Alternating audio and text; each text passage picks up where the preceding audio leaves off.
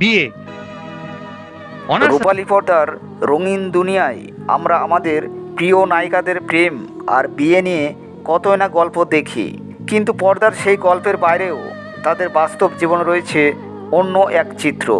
কেউ হয়তো প্রথম সংসারেই সুখী হয়েছেন, আবার কেউ একাধিকবার খুঁজে নিয়েছেন নতুন সঙ্গী। তাই আজকে আমরা ভিডিওতে জানবো বাংলার জনপ্রিয় কয়েকজন চিত্রনায়িকার বিয়ের খবর। তাই ভিডিওটি সম্পূর্ণ দেখুন। বাংলার জনপ্রিয় চিত্রনায়িকা পূর্ণিমা এখন পর্যন্ত 2টি বিয়ে করেছেন। প্রথম বিয়ে 2007 সালে 4ই নভেম্বর আহমেদ জামাল ফায়াদের সাথে তিনি বিবাহ বন্ধনে আবদ্ধ হন। তাদের সংসারে একটি কন্যা সন্তানও রয়েছেন। দীর্ঘ সময় একসাথে থাকার পর 2020 সালে তাদের বিবাহ বিচ্ছেদ হয়। দ্বিতীয় বিয়ে করেছেন 2022 সালে 27শে মে। তিনি আশফাকুর রহমান রবিনকে বিয়ে করেছেন।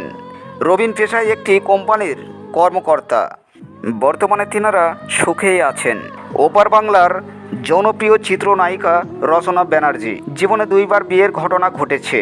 প্রথম বিয়ে করেছেন উড়িষ্যা ফিল্ম ইন্ডাস্ট্রিতে কাজ করার সময় উড়িষ্যার সুপারস্টার সিদ্ধান্ত মহাপাত্রের সঙ্গে তার বিয়ে হয়েছিল। তবে সেই সম্পর্ক দীর্ঘস্থায়ী হয়নি এবং 2004 সালে তাদের বিচ্ছেদ ঘটে। দ্বিতীয় বিয়ে করেছেন 2007 সালে।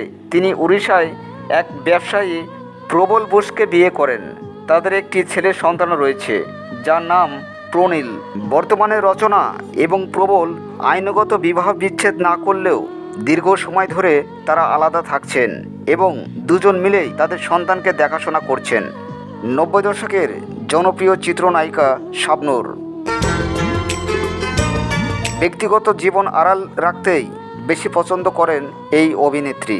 2011 সালে তিনি অনিক মাহমুদকে বিয়ে করেছিলেন। 2013 সালে তাদের কোল আলো করে আসে পুত্র আইজান নেহান। তবে দুঃখজনকভাবে 2020 সালে অনিক মাহমুদের সাথে শাবনূরের ডিভোর্স হয়ে যায়। বর্তমানে এই অভিনেত্রী তার ছেলেকে নিয়ে অস্ট্রেলিয়ায় স্থায়ীভাবে বসবাস করছেন। বাংলার জনপ্রিয় চিত্রনায়িকা পরীমণি, তার বিয়ের খবর সবসময় আলোচনার মাধ্যমেই থাকে। ছোটবেলায় একটি বিয়ে ছাড়াও কেরিয়ার শুরুর দিকে পরিচালক কামরুজ্জামান রনির সাথে তার বিয়ের নাম জড়ায়। তবে সবচেয়ে বেশি আলোচিত ছিল অভিনেতা শরীফুল রাজের সাথে তার বিয়ে। 2022 সালে তাদের একটি পুত্র সন্তান হয় যার নাম শাহিন মোহাম্মদ রাজ্য। তবে বর্তমানে রাজ ও পরীমণি আলাদা হয়ে গেছেন। বন্ধুরা, ভিডিওটি যদি ভালো লাগে তাহলে চ্যানেলটি সাবস্ক্রাইব করে পাশেই থাকেন।